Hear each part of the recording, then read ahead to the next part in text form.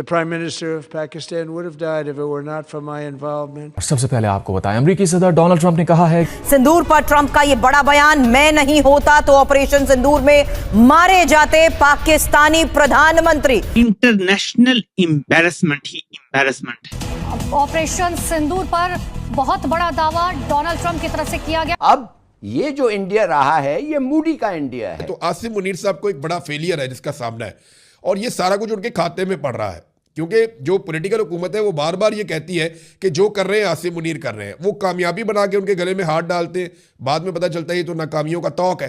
पूरी दुनिया में पाकिस्तान का मजाक उड़ना शुरू हो गया है। आपके ख्याल में इस बेहिसी की वजह क्या है, जहां आधी आबादी जो है गुर्बत की लकीर से नीचे, और कब तक ही ऐसे ही चलेगा? जिस तरह मुल्की इदारे धड़ाधड़ बेचे जा रहे थे, क्योंकि गजा के फंड में $1 अरब भी देना है जो डोनाल्ड ट्रंप ने मांगा हुआ। अब इनके पास तो जहर खाने को पैसे नहीं।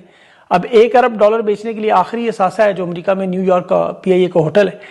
फॉरेन रिजर्व पाकिस्तान के जितने हैं उनमें तकरीबन 75 से 80% हमारे दोस्त मुल्कों के पड़े हुए, अपना पैसा ही कोई नहीं है। उसके बाद मार्को रूबियो जो है अमेरिकन, वो आपके यहाँ आने के सोच रहे हैं। तो दूसरा ये कि ट्रंप ने टैरिफ एकदम 10% कर दिया, और सरमायाकारी पाकिस्तान में सिफर है। एक बहुत बड़ा फेलियर है जो आसिम मुनीर साहब के खाते पड़ गया है। उसके बाद मार्को रूबियो जो है अमेरिकन, वो आपके यहाँ आने के सोच रहे हैं। तो दूसरा ये कि ट्रंप ने टैरिफ एकदम 10% कर दिया। ये सब कुछ हो क्या रहा है सर? बड़ी जल्दी जल्दी चीजें जो है वो बदल रही हैं। तो देखिए जो आपने कहा कि सर ये गोर साहब का और रूबियो साहब का, अच्छा मैं पहले ना, चूंकि ये मुझे आपने क्वेश्चन पूछ दिया है तो मैं किसी एक बात की जो है वो एक्सप्लेनेशन क्लैरिफिकेशन देना चाहता हूँ। आज मैं रिवाज जी के चैनल पर था, सवेरे 1:30-2 बजे उनका साथ मैंने प्रोग्राम किया था। तो उसमें उन्होंने मुझसे क्वेश्चन पूछा था कि ये जो बोर्ड ऑफ पीस है उसके बारे में आप क्या बोलते हो, और उस क्वेश्चन पे मैंने कहा कि बोर्ड ऑफ पीस एक इलीगल और अनकॉन्स्टिट्यूशनल वो है, बॉडी है। लेकिन आई स्टैंड करेक्टेड, क्योंकि मैंने अपने आप को कई दिन से अपडेट नहीं किया था। देन आई रियलाइज कि सिक्योरिटी काउंसिल रिजोल्यूशन जो है वो पास हो चुकी है, जिसने अप्रूव किया है बोर्ड ऑफ पीस को। तो उस रिजोल्यूशन का नाम है 1283, जिसमें उन्होंने इसको 2803, क्षमा कीजिएगा, रिजोल्यूशन नंबर 2803 जो है, अगर आप आरजू जी मुझे अलाउ करेंगी तो मैं नीचे शेयर कराऊं, आप अपने दर्शकों को दिखा दीजिए ताकि वो भी मेरी तरीके से कहीं गलती ना करें। मतलब अपडेट नहीं रहने का ये हुआ, चूंकि आई वाज बिजी। तो ये सिक्योरिटी काउंसिल रिजोल्यूशन है। अब इसमें ये तो मेंशन नहीं है कि ये चैप्टर 7 या चैप्टर 6 का है, बट ये 17 नवंबर 2025 को पास हुआ है। और इसमें इन्होंने ये लिखा है, endorses the comprehensive plan, acknowledges the parties have accepted it and call on all parties to implement it in its entirety, including maintenance of the ceasefire in good faith and without delay. फिर उसका welcome the establishment of the Board of Peace as a transitional administration with the international personality that will set the framework and coordinate funding for the redevelopment of Gaza pursuant to the comprehensive plan. अच्छा, अब इसमें इन्होंने ये भी लिखा है कि Gaza को जो है ये डी रेडिकलाइज टेरर जोन बनाएंगे। ये पाकिस्तान के लिए रिस्की होगा। बाकी सब मेरी जो एनालिसिस थी दैट वाज करेक्ट, क्योंकि देखिए ये D radicalise terror free zone बनाने का मतलब आप समझ रही हैं। इसका मतलब ये है, तो देखिए मैं ये कह रहा था कि अगर वो पहला सेंटेंस जो है ना सिक्योरिटी काउंसिल रेजोल्यूशन का, वो बहुत डेंजरस है, पाकिस्तान को इसको समझना चाहिए। वो ये कह रहे हैं उसमें रिजोल्यूशन में कि भाई हम गाजा को terror free D radicalise zone बनाएंगे।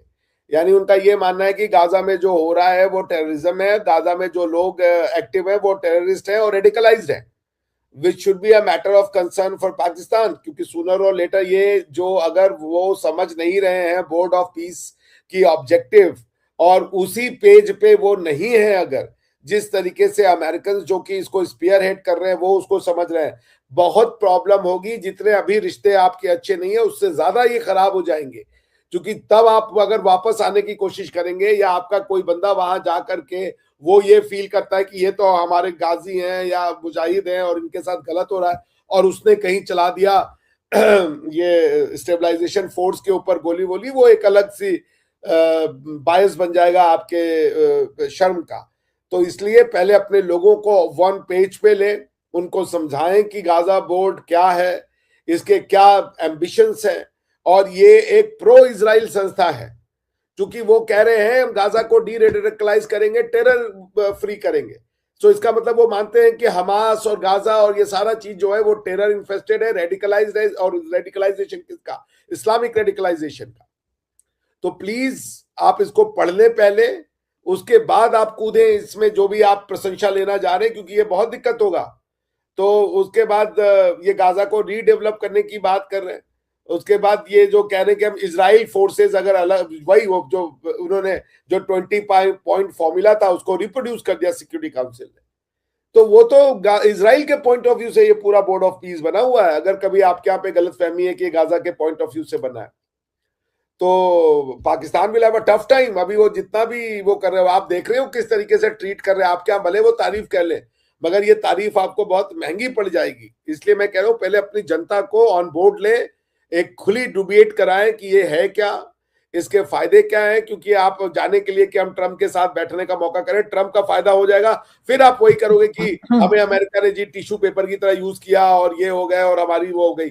वो आप ना आने दे मौका। टिश्यू पेपर में जब पहले ही कोई जा रहा है बाथरूम, आप वहां से निकल जाए, आप न जाए उसके साथ। This is my only request that you can avoid a situation of tissue paper.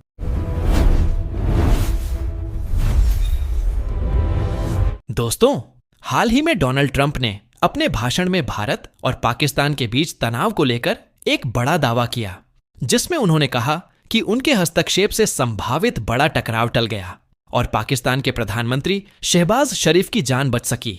यह बयान उस समय आया जब उन्होंने अपने संबोधन में वैश्विक कूटनीति और सुरक्षा मुद्दों पर चर्चा की।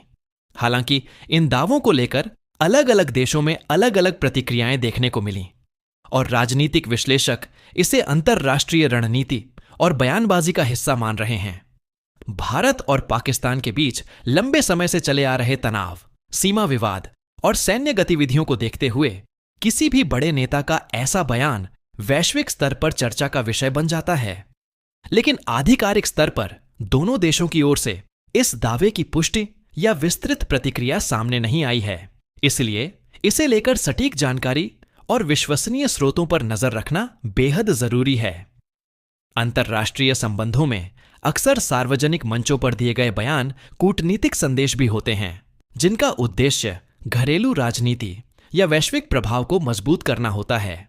ऐसे में दर्शकों के लिए यह समझना अहम है कि किसी भी दावे को तथ्यों और आधिकारिक प्रतिक्रियाओं के आधार पर परखा जाए। अब जरा सोचिए, अगर वाकई ऐसा कोई बड़ा टकराव टल गया हो तो दुनिया कितनी बड़ी संकट से बची होगी। और अगर यह सिर्फ एक राजनीतिक बयान हो तो इसके पीछे की रणनीति क्या हो सकती है? आपकी क्या राय है इस पूरे घटनाक्रम पर? क्या वैश्विक राजनीति में ऐसे दावे संतुलन बनाते हैं या नए सवाल खड़े करते हैं? अपनी सोच कमेंट में जरूर बताइए। और अगर आप चाहते हैं कि हम ऐसे ही अंतर्राष्ट्रीय मुद्दों की सच्चाई सरल भाषा में आपके सामने लाते रहें, तो वीडियो को लाइक करें, अपने दोस्तों के साथ शेयर करें और चैनल को सब्सक्राइब करना बिल्कुल न भूलें।